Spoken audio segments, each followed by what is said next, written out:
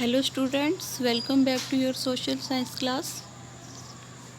Yesterday we started our 17th chapter, Fundamental Rights, Fundamental Duties and Directive Principles of State Policy. In our previous video we read about fundamental rights. There are 6 fundamental rights in our constitution. Today we will read about fundamental duties and directive principles of state policy. Yes, let's start with our next topic, fundamental duties. Fundamental duties. Rights without duties are meaningless. जितने भी हमें fundamental rights मिले हुए हैं वो duties के बिना meaningless हैं. It has been rightly said that if a person does not perform his or her duties, others cannot enjoy their rights. Thus, duties precede rights. तो ये सही कहा गया है कि जब तक कोई पर्सन अपनी ड्यूटीज़ को सही तरीके से नहीं करता,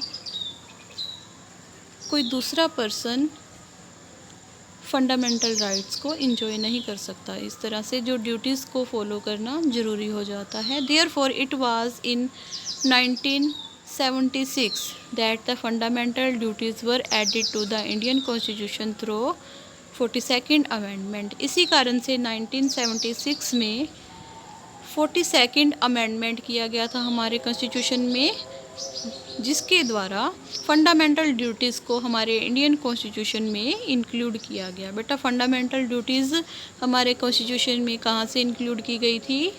रशियन कॉन्स्टिट्यूशन से.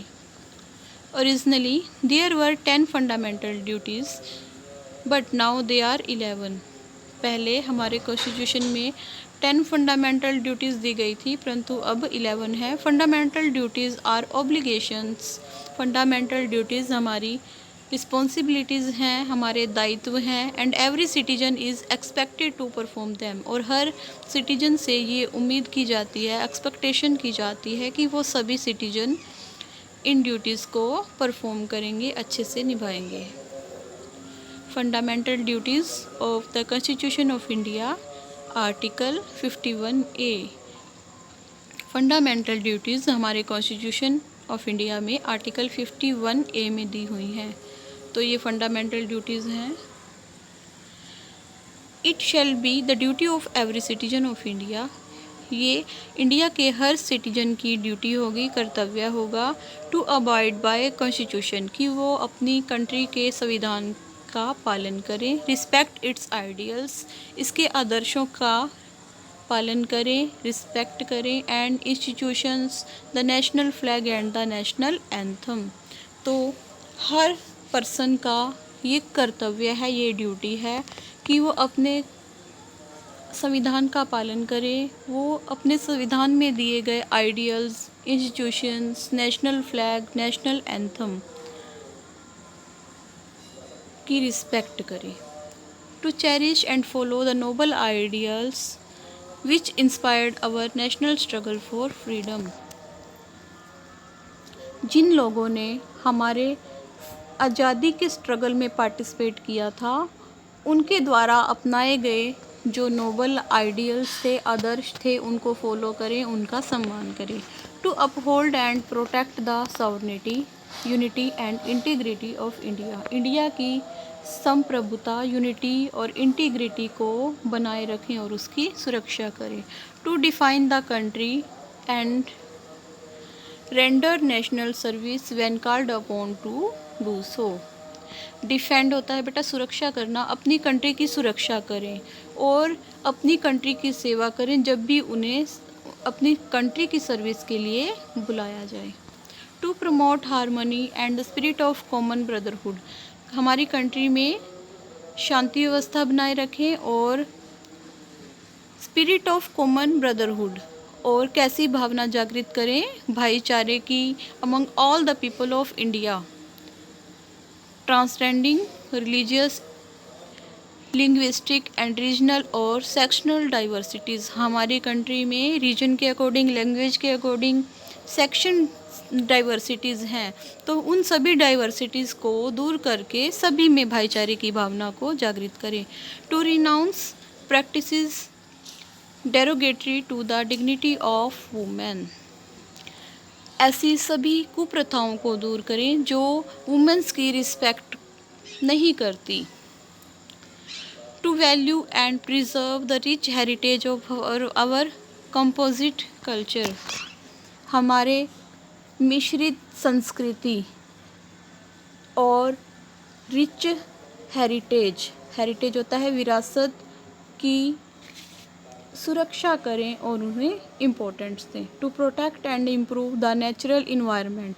हमारा जो नेचुरल इन्वायरमेंट है, प्राकृतिक इन्वायरमेंट है, उसकी सुरक्षा करें और उसे इम्प्रूव करें। इंक्लूडिंग तो प्राकृतिक इन्वायरमेंट में forest, lakes, rivers, wild life and इन सबको इंक्लूड किया गया है। And to have compassion for living creature. और जो लिविंग क्रिएचर हैं, जीव जंतु हैं, उनके साथ अच्छा व्यवहार करें, उनकी सहायता करें। To develop the scientific temper. अपने अंदर वैज्ञानिक दृष्टिकोण को डेवलप करें, ह्यूमनिज्म मानवता को डेवलप करें। And the spirit of inquiry and reforms. जानने की इच्छा को जागृत करें और हमारी कंट्री में सुधार करने का प्रयत्न करें। To safeguard public property and to absorb violence. सरकारी संपत्ति की सुरक्षा करें और वायलेंस को रोकें। To strive towards excellence in all spheres of individual and collective activity so that the nation constantly rise to higher levels of endeavor and achievement। जीवन के हर क्षेत्र में हर पर्सन को, एवरी इंडिविजुअल को अपने अच्छे प्रयत्न करने के लिए उत्साहित करें, ताकि मिलजुल के काम करने से जो हमारी कंट्री है वो प्रगति करेगी और उसे अचीवमेंट्स, प्राप्तियां होंगी। हमारी कंट्री प्रगति के हाई लेवल की तरफ जाएगी। तो ये कुछ फंडामेंटल ड्यूटीज़ हैं, ये ऑब्लिगेशंस हैं, हमारे दायित्व हैं जिनका पालन करना ज़रूरी है। Directive principles of state policy. State policy के डायरेक्टिव प्रिंसिपल्स क्या हैं? Directive principles of state policy are the guidelines और instructions given by the constitution. Directive principles of state policy हमारे कॉन्स्टिट्यूशन के द्वारा प्रदान की गई गाइडलाइंस हैं या इंस्ट्रक्शंस हैं जिनके अकॉर्डिंग हमारी कंट्री की गवर्नमेंट को वर्क करना होता है। The government at all level are expected to frame their policies in accordance with these principles with an aim to achieve our national goal and establish a welfare state in India। जो हमारी country की government है, सभी levels पे government है, चाहे वो central level पे या स्टेट लेवल पे, उनसे ये एक्सपेक्टेशन की जाती है, उनसे ये उम्मीद की जाती है कि वो इन पॉलिसीज़ के अकॉर्डिंग, वो इन डायरेक्टिव प्रिंसिपल्स के अकॉर्डिंग अपने पॉलिसीज़ बनाएं, अपने सिद्धांत बनाएं और इन प्रिंसिपल्स के अकॉर्डिंग ही वर्क करें, ताकि वो हमारी कंट्री के नेशनल गोल को प्राप्त कर सकें और एक वेलफेयर स्टेट की स्थापना कर सकें। Classification of directive principles. Directive principles of state policies को 4 ग्रुप्स में डिवाइड किया गया है। The directive principles are in large number. Directive principles बहुत सारे हैं संख्या में, so they have been grouped into 4 main categories. इसी कारण से उन्हें 4 मेन कैटेगरीज में डिवाइड किया गया है। These are economic principles, social principles, Gandhian principles and principles related to international peace and security. First one is economic principles. Economics means related to money. To secure equal pay for equal work for both men and women. Economic principle first one is सभी man और women को equal work के लिए equal pay का प्रावधान। To provide adequate means of livelihoods for all. सभी लोगों को जीविका के इक्वल मीन्स, इक्वल साधन प्रदान करना। Social principles to make efforts to raise the standard of living and public health, लोगों के जीने के स्तर को और पब्लिक हेल्थ के स्तर को ऊंचा उठाना। To guard children against exploitation and moral degradation, अपने चिल्ड्रंस को एक्सप्लॉयटेशन और मोरल डिग्रेडेशन के अगेंस्ट गार्ड करना। सब अपने बच्चों को ये समझाना कि एक्सप्लॉयटेशन के खिलाफ, इल ट्रीटमेंट के खिलाफ किस तरह से आवाज़ उठाते हैं, मोरल डिग्रेडेशन क्या होता है, नैतिक मूल्यों का हनन क्या होता है, उनके बारे में गार्ड करना, ताकि वो अपनी जो फंडामेंटल राइट्स हैं, मोरल ड्यूटीज़ हैं, उनको फॉलो कर सकें। गांधीयन प्रिंसिपल्स, महात्मा गांधी के द्वारा दिए हुए सिद्धांत हैं ये। टू ऑर्गेनाइज विलेज पंचायत, हमारी कंट्री में विलेज पंचायत को ऑर्गेनाइज करना। टू प्रमोट कॉटेज इंडस्ट्रीज़, हमारी कंट्री में कॉटेज इंडस्ट्रीज़ होती हैं, उनको प्रमोट करना। हाउस होल्ड इंडस्ट्रीज़ भी कहते हैं, छोटे छोटे उद्योग धंधे होते हैं, लघु उद्योग धंधे होते हैं, उनका प्रमोशन करना, डेवलप करना। Principles related to international peace and security, अंतर्राष्ट्रीय शांति और सुरक्षा से रिलेटेड सिद्धांत कौन कौन से हैं? To maintain just and honourable relation between nations, विभिन्न देशों के बीच में एक रिस्पेक्टेबल ऑनरेबल रिलेशन को मेंटेन करना, बना के रखना। To promote international peace and security, अंतर्राष्ट्रीय शांति और सुरक्षा को प्रमोट करना, बनाए रखना, बढ़ावा देना।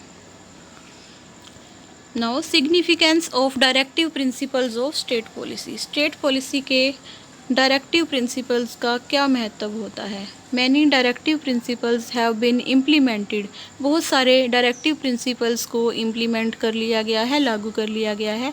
And they have become either legislation और फंडामेंटल राइट्स, वो या तो हमारे लॉ बन गए हैं, कानून बन गए हैं, या फिर हमारे फंडामेंटल राइट्स बन गए हैं। जैसे right to education has become a fundamental right, right to education जो हमारा डायरेक्टिव प्रिंसिपल है स्टेट पॉलिसी का, ये एक फंडामेंटल राइट बन चुका है। Environment protection act and wildlife protection act have been passed, environment protection act और wildlife protection act pass किए गए हैं।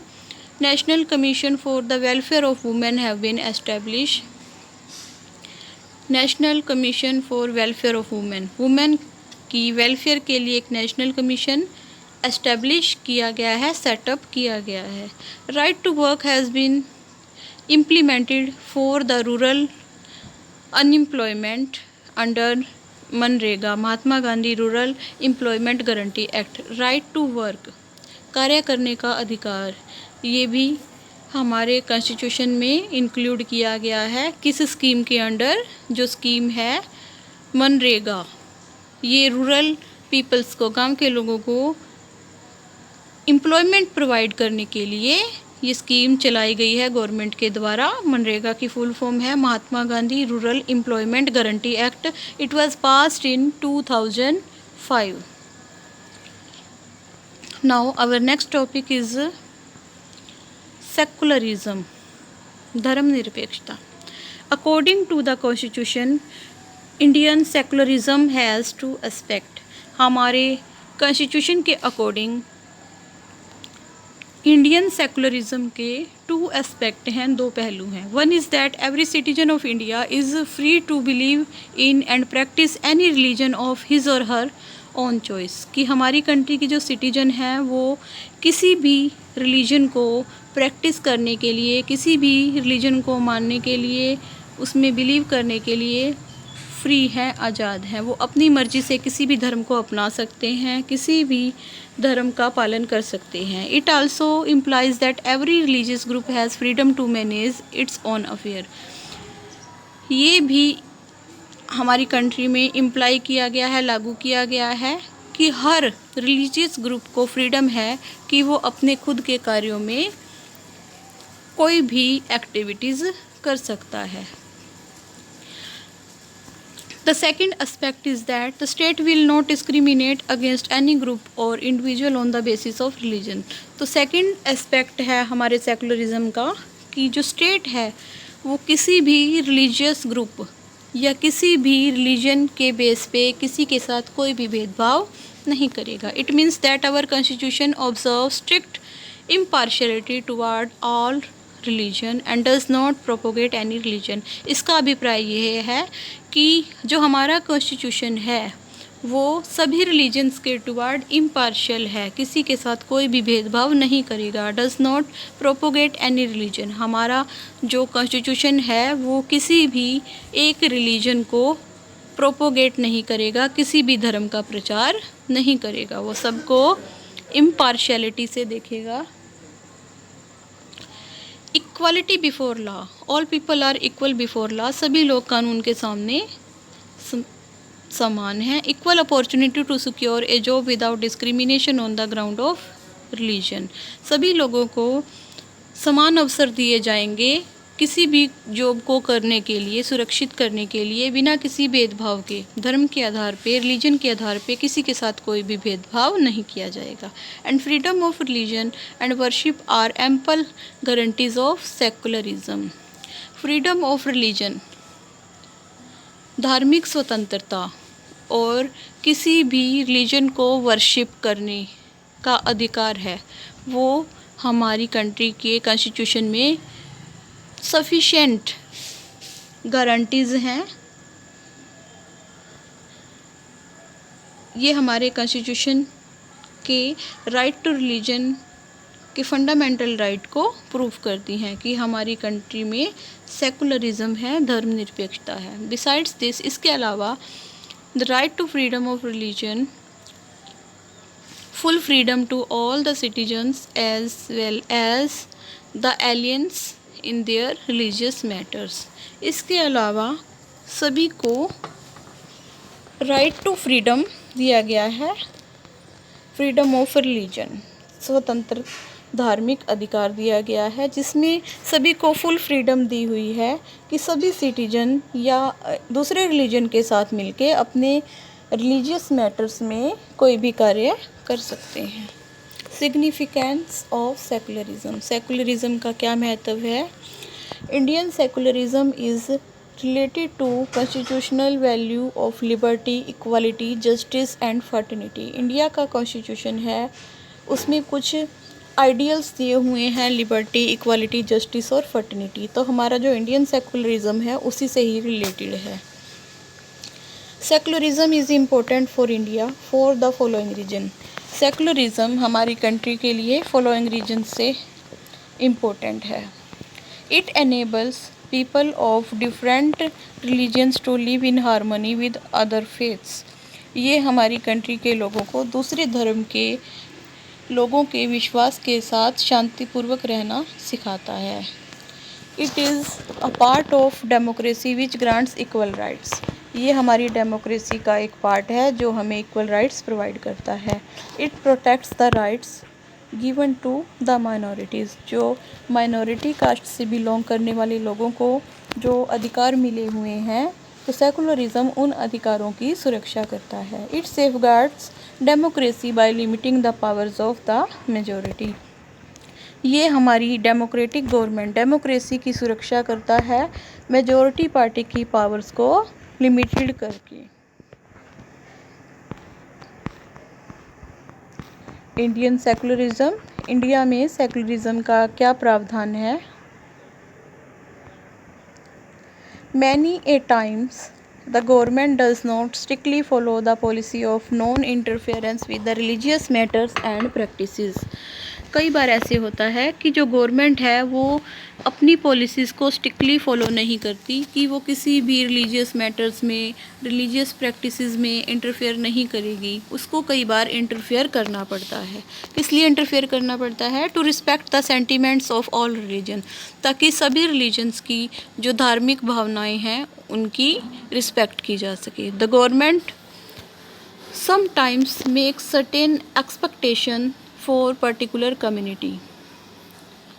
तो कुछ रिलीजन के लोगों को सेंटिमेंट्स को, भावनाओं को ध्यान में रखते हुए कई बार किसी पर्टिकुलर कम्युनिटी के लिए गवर्नमेंट को कुछ लॉज बनाने पड़ते हैं, गवर्नमेंट को कई बार इंटरफेयर करना पड़ता है। फॉर एग्जाम्पल, उदाहरण के लिए, the wearing and carrying of kirpan is included in the Sikh religion. पगड़ी पहनना और अपने साथ किरपान रखना सिख रिलीजन में इंक्लूड किया गया है।